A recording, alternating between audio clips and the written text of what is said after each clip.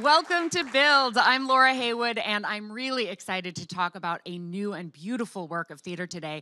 The Beast in the Jungle, loosely based on the Henry James novella of the same name, is a play with dance, not a musical, but a new form of hybrid art. It's currently playing at the Vineyard Theatre, officially opening on the 23rd. And joining me today to discuss it are triple threat performer Tony Yazbeck, prima ballerina Irina Dvorovenko, and legendary director Susan Stroman. I am so glad you're all here. What an incredible work of art. Thank you. A play with dance, not a musical, but certainly musical. Yeah. Susan, or Stro, as I understand your friends call you, talk to me about creating this new form of art. Well, John Kander and David Thompson and I, we have worked together for a long time, and we most recently collaborated on the Scottsboro Boys together, and we wanted to get together and do something else. So we started to meet to toss around ideas. We had all read Henry James' Beast in the Jungle at some time in our lives, but we thought, let's all read it again and come together again to see if this might be something we would want to write about. And in fact, it does lend itself beautifully to it's a wonderful story. It's a cautionary tale, and it's 3 chapters of a man's life, and it's sort of an obsessive romance that he has with a woman, and over these years, and it came out of John Kander musically. The whole thing's in 3/4 time, and John Kander it poured out of him. So I realized right at the beginning that this was the story to tell, because John Kander's an incredible composer and very visual. So I could say, I imagine 2 people walking on the beach in Pompeii, and he would go to the piano, and out it would come out of his fingers. And it just seemed like, it seems like a play more, but yet that music highlights the romance, and we do dances and that forward the plot. Yeah, the play part feels very, very traditional dramatic, and then it goes into this sort of expressionistic feel with the music, and it fits perfectly together. How long have you two been involved with this project? Year and a half, Yeah, probably. both of us together, I would say over a year and a half, yeah. And how much did you have to do with the way that it was crafted? I think probably everything, because I'm inspired by them. You know, I'm absolutely inspired by them. They're both incredible actors, and then extraordinary dancers. And so, you know, when I work with people, I want them to look the best possible way they could look. So I know how Tony dances. I know how Irina dances. So now creating dance for them is because of them. And John Kander too, writing the music, writing for them, writing for their talents. So in fact, they were meant to be in this piece. I can imagine. Wow, to have the legendary John Kander writing for you and your talent, like specifically, what an honor that must be. And and I'm sure he feels the same way having you dancing his music. Can you tell us about your characters for people who haven't had a chance to get over to the Vineyard to see this yet? Well, I'm playing May Bertram, the woman who was originally born in St. Petersburg, and apparently she met John Marcher in Italy, in Pompeii, and then Naples, and then we went to the Pompeii, to the beach, watched the Mountain Vesuvius. So we have the love at first sight, and hard to explain, but the heart was telling the thing that was keep going on through the whole play. So apparently my character was in love through the whole life, although we had the break of the seeing each other over like 20 years, from Naples to London, and then again over 20 years to New York. May Bertram never stopped loving John Marcher because he told her the secret that he never told anybody before, and he was afraid that she's gonna laugh at him, but apparently she did understand what happened with his soul, his heart, his mind, that he had a very difficult childhood, and that's left a really big scar in his heart. So she was married, and she loved another man, but she never stopped loving. She was in love with John Marcher all her life. Yeah, apparently. And John Marcher is played by Tony Yazbeck. Yes, I play him in his 20s, and I play him in his 40s, and a wonderful actor in our company, Peter Friedman, plays him in his 70s? 70s. Yes, we'll get that specific. And this whole show sort of came to, for me, I got very passionate about it because it became very real for me that it was about commitment and the decisions we make in life to love someone truly and to actually really accept love in return. And so this character that I play, falls in love madly, fully, and then runs away from it, and then has a chance 20 years later to find the same woman again, and has the chance to accept it and to give that love, and then runs away again, just destroys his chance. So you watch this man all through his life have the ability to really commit and to have a fully realized love, and always backs down from it, and kind of has a bunch of excuses and reasons why, but in the end, what's great is our audience is able to look at it and see that it's really just about the decision we can make to love and be loved in return. And that's what's powerful. What keeps him from doing that is the beast of the title, which is really beautifully staged and in an expressionistic way. Stro, can you talk about that? Well, I think we all have a beast. Sure. And whether that beast is something that happened to us as a child or something we've created ourselves, or it's something that keeps us from going forward. And it ends up being just an excuse, and it blinds people for moving forward. That they miss every cue in their life, and so what we do, we have a wonderful set designer named Michael Curry, and we create different versions of a beast. When John Marcher ever feels something in his heart that he wants to actually go forward with May, the beast appears, and we do that theatrically. Yeah, you mentioned that all of the music is done in waltz, and that always brings to mind the number 3. And I started thinking about this show as a love triangle, not a love triangle between John and May and the man May is married to, but John, May, and the beast in sort of this waltz together. I don't know whether Kander had that in mind or whether I'm just making stuff up, but No, but I it's love definitely the number someone- 3 is a recurring theme. Yes, and because it's 3 chapters of the man's life. It's in a man who waltzes through life, and we have 6 ensemble beautiful women dancers in it also. So the idea of 3 became a big part of John Kander's idea of 3/4 time. So you have directed some of the biggest spectacle musicals of our time. You're incredibly celebrated. The Producers and Scottsboro Boys, you mentioned, and Showboat. I mean, the list goes on and on. Contact. The Vineyard is a small, intimate, off-Broadway space that you keep returning to. What is it about the Vineyard that makes it so special to you? Well, the Vineyard Theatre takes chances. They are there for the artists and to support the artists and to support the artists' ideas. So it's more about the art and the artist first before it would be about any commercialism. And so I think it'll be my 4th time there, and I think for Kander it'll be his 6th time there at the Vineyard. But you sort of immerse yourself in the world of the artists and the design, and it becomes like this little workshop. And it only seats 130 people, so it's very intimate. And I think that's why I keep going back, for the intimacy of it all. Have you guys have never worked at the Vineyard before? No. What has the experience been like for you, Irina? Well, for me, after dancing on the stage of the Metropolitan Opera House and grand, huge stages, I literally, when I stepped in on stage, I thought that I'm holding like both wings with my arms. And I felt like I looked gigantic. So it was really, for me, uncomfortable because as a ballerina, I used to see myself a little bit from the distance, so to create some sort of magic, I would say, an unrealistic world. But apparently, doing a Broadway play, you need to be as close as possible and to let the audience come into your world and to feel your emotions. And so it's absolutely different feeling for me. I'm still adjusting, but yes, it takes time. Is your dance style different on a smaller stage?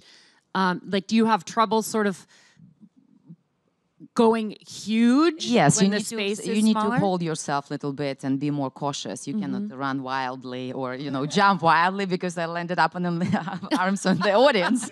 I don't think any of the audience would object, but they might not catch you as gracefully as Tony does. Well, yes, he's a wonderful partner, and I have a pleasure to work with Tony. Yeah, same back. No, it's really a wonderful experience to be in a very small, intimate theater, because you really do get to have the audience just come to you. And doing Broadway musicals, we tend to just have to hit the back of the house and hit the rafters and the second balcony. And in this theater, it's like they're just in your living room, and you can really tell a story just by talking to them and like almost whispering, and they're just leaning in, and that's a really wonderful feeling to just tell this beautiful tale in an intimate way. You also, in addition to being spectacular, top of your class dancers, you have these moments of conversation that most projects with dance don't offer. Right. They're singing moments, perhaps, but I again have never seen a project like this that so seamlessly weaves together dramatic acting and scene work with the beauty, grace, and expressionism of dance. Yeah, I mean, it really does feel like a play to me, and I think the only reason why we dance and why we feel that music is because we have to. We feel so deeply about the subject matter that we have to break out into dance, and it becomes just this sweeping epic of an emotional feeling. So the dance element is heightened, and I think, we feel things so deeply as human beings, and so I think dance is a wonderful expression to really showcase that true feeling. It hits hard. Totally agree. Stro, do you have favorite characteristics about these two performers? What do you like? What do you like best about each of them? Well, no, they you know what? They're fearless. They're both fearless, and that's what I look for even when I'm auditioning people. But these two are fearless. They not only sing and dance, and actually Irina sings too. This one, yeah, you've done a couple projects at Encores, right? I know, but they both sing and dance, and that is a given. But they both have a deep well of emotions for me to pull out, for me to use, and they are what we really call triple threats. This is the real deal, because the acting is so strong. They have great depth in their acting. And they both can be funny when I need some comedy, which I need every once in a while, and they both can be funny too. So I'm quite lucky to have them. And what's wonderful about this is Tony's dancing is very different from Irina's, and so the two coming together is unique in its look. Tony's more grounded, more jazz-oriented, more rhythmic, and of course she's the most beautiful ballerina ever, unbelievably lyrical. And so when those two worlds come together, it has a look that you've never seen, and that actually helps tell the story too. Yeah, very well said. Speaking of humor, have either of you seen Tony's one-man show?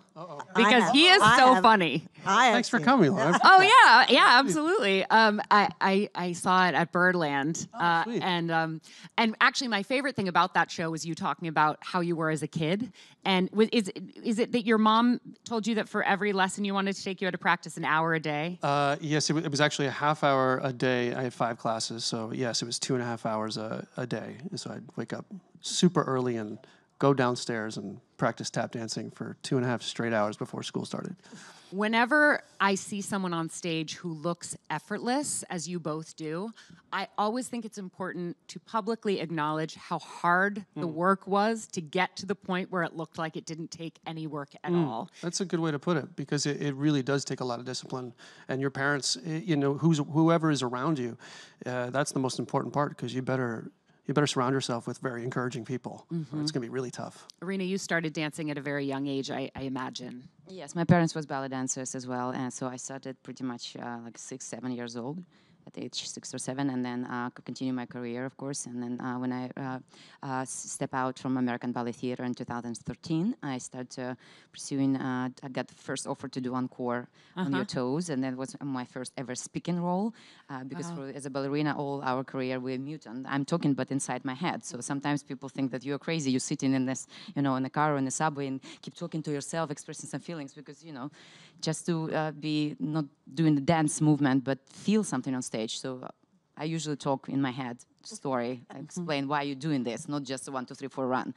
So that was my first experience, and then I started to participate in, of course, in some TV series, movies, and then recently challenged myself with Grand Hotel as a singing in the musical, and I could not be more blissful to Susan because she actually believed in me and chose me without even knowing me personally.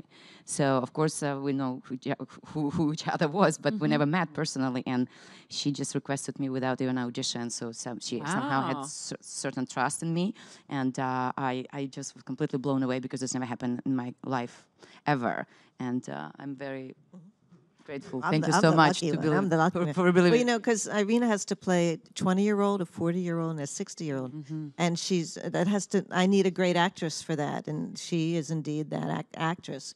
I couldn't ask that of many ballerinas, and so I was very lucky to find Irina. Thank you so much. Yeah, and all three really have different physicalizations. And yes, indeed. And I'm not sure that in those first scenes where you're on point and so like light and live, I don't know that I would have believed that you could realistically play a 60-year-old. But then when you're there, I'm like, that can't be the same woman who was just on point, you know? Thank you. Going back to the idea of practice and discipline, what's a director's version of that? Well, collaboration actually is the key to a successful director, I believe. It's, you know, directing, one has to gather the thoughts of the designers and the writers and the composer and then the actors too. And so collaboration is key to anything. But the discipline of it all, the more you know about everybody else's art form, the better off you are going to be. I could make the most beautiful dance step in the world, but if it's not lit right, it won't matter. Or the most beautiful dance step in the world, but if it's not in the right costume, it won't matter. So it's having the knowledge of everything in the theater and bringing that knowledge to one story. If I could add to that too, she's saying about collaboration is correct. She's my favorite collaborator. She's so darn gracious and kind and always asks, what do you think? And I'm like, well, I don't know. You always have amazing ideas. I'll just take your idea. But the other thing about Stroman is that she always comes in completely 100% prepared. And I think it's because of all the work ethic that you have. So she'll come into a rehearsal and, you know, I'll have thought about something right before bed the night before. Maybe I could try this or this. And I'll walk in and she has 25 ideas ready to go. And then she still has the time to say, what do you think? Do you have an idea? And I think for me, you know, the combination of collaboration and preparedness is why she is who she is. Yes, like I'm saying, it's almost like I have a feeling that Stro has the third eye, that she received the information, and then she could, literally, tell you exactly how it's supposed to be in her mind, and she's gonna help. You know, in the end, though, it should look like they have made it all up. That I didn't show up. Right. It should look like it came out of them naturally. So, for every show I do have a big plan. I come in with it all sorted in my head, but then I am inspired by designers, I'm inspired by the actors, and in the end, it should look like their story. It should look like that is the only way they could move. That is the only way they could tell the story. So, like, for example, I turn left, and Tony doesn't turn left. Well, so I will turn left. Wait, what does that mean? But I enjoy the right a little more. Spinning to the right. Oh, yeah. To the left. So I'm come turning in a lot more left since I've met you. Yeah, I know. Just assign him half an hour a day of left turn practice. I'm gonna hit the wall if I'll turn to the left, but to the right I could do 32 feet easily. Wow. Yeah, I never thought about that, but of course that would be true. The same way you have a hand you write with, you have a way you turn and you're... Right. I know, so I'll come in with the combination heading towards the left, and I can see his eyes like roll the back of his head. You know, so I say, okay, we can turn to the right. All right. So you guys don't like each other at all, is what I'm hearing. We hate each other, yes. How frequent is it that a director is involved from the point of origin with the creators of the play? I've always thought of directors as being brought in once the work was mostly written. But it sounds like you for me, I am at the origin of everything I've ever done. Wow. Is that rare for a director? I don't know. I only know how I work, because a lot of the shows that I've done, I've started the thought of it. And then when someone does come to me, they really come to me with just the screenplay, and then now it's how to make it into a musical. How is that different when you're working on a revival? Oh, well, it's interesting about a revival, because I think the success of a revival is that you treat it as if it's never been done before. So when Trevor Nunn said, do you want to do Oklahoma? It was asking the Rodgers and Hammerstein estate if I could now do new dance arrangements for my choreography that would support my work. And so that became a different kind of Oklahoma. And same thing when Hal Prince asked me to do Showboat, the same idea of writing in montages that past 25 years and how to choreograph that and create that. So it is trying to treat it as if you've never seen it before. Well, that's certainly true of this show. It's like nothing I've ever seen before. It's so beautifully done and artistic on so many levels, including putting this beautiful Matisse painting at the center of the story. So I really can't recommend it highly enough. I feel like it stretched me as a fan of performing arts, and I love the idea of sort of old things being reinvented and made new again, and taking this novella. I'm going to just zip it because I could just keep going on and on. I want to give the audience a chance to ask a couple of questions. Hi. I was just wondering for the leads, like for something like this, like were there like any challenges to prepare, like with the dance sequences or just being on that stage in general? Like what was hard for you guys? Oh, challenges. I mean, first of all, you have to develop a relationship. I mean, especially we dance together a bunch in the show, singularly, but also together. So you want to find that chemistry with each other and find that trust with each other. And then once you have it, it's really easy to have fun. So that's my thing, is that the challenge for me is also to take a step that she creates and really make it feel like it's an organic part of the conversation. And then if it feels really fun and I'm loving doing it, it feels really right. That's when I know that I'm telling the story correctly. There's something in it's almost like I can feel how joyful it is, and it's part of the story. Yes, I think it's indeed we need to trust each other, and first of all, we need to also respect each other and know what your partner need or want, and just try to balance it in between. So I think that's of course, it takes hours of rehearsal and preparation and trying and falling and bruising and bloody arms and knees and hitting each other. But it's part of the working process. Because it can be dangerous, right? It's like, yes. It can be very dangerous, So, my job as a partner is always to say, what do you need? How can I be there for you? It's like I need to make sure she's safe at all times. I need to make sure she looks the best. Her lines, her arms, her legs are exactly where she feels like they need to be, with all her extensive experience in the ballet world. I just want to make sure that she feels like she's. I do. Thank you. Right. Yeah.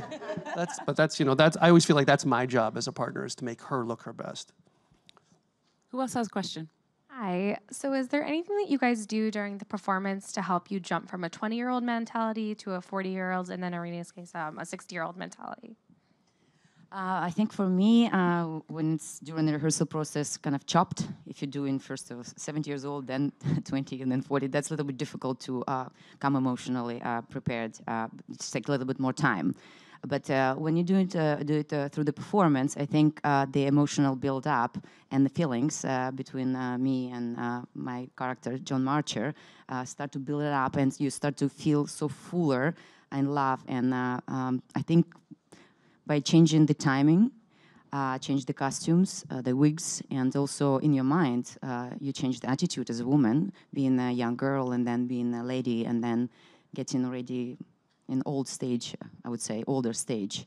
So it's, of course, different body postures and different reactions. You can turn head quickly. You need to a little bit behave like an older person. So it's very interesting process, actually. I love it, every second of it. It can be very physical, too. So, when I'm in my 20s, there's an innocence that is generated there, and sometimes I'm not, when we're in our 20s, we're not necessarily so fully aware of our body. But by the time we're, I'm coming up to 40 soon, and I'm knowing I know where my hips lie. I know how grounded I am as a person, and I'm a little more confident in the experience I've had in life to know a little more than I did in my 20s. So it kind of weights you a little differently. Even in your voice, it weights you down a little further than it would when you were in your 20s. So those are the little things physically that I look for to put into a performance.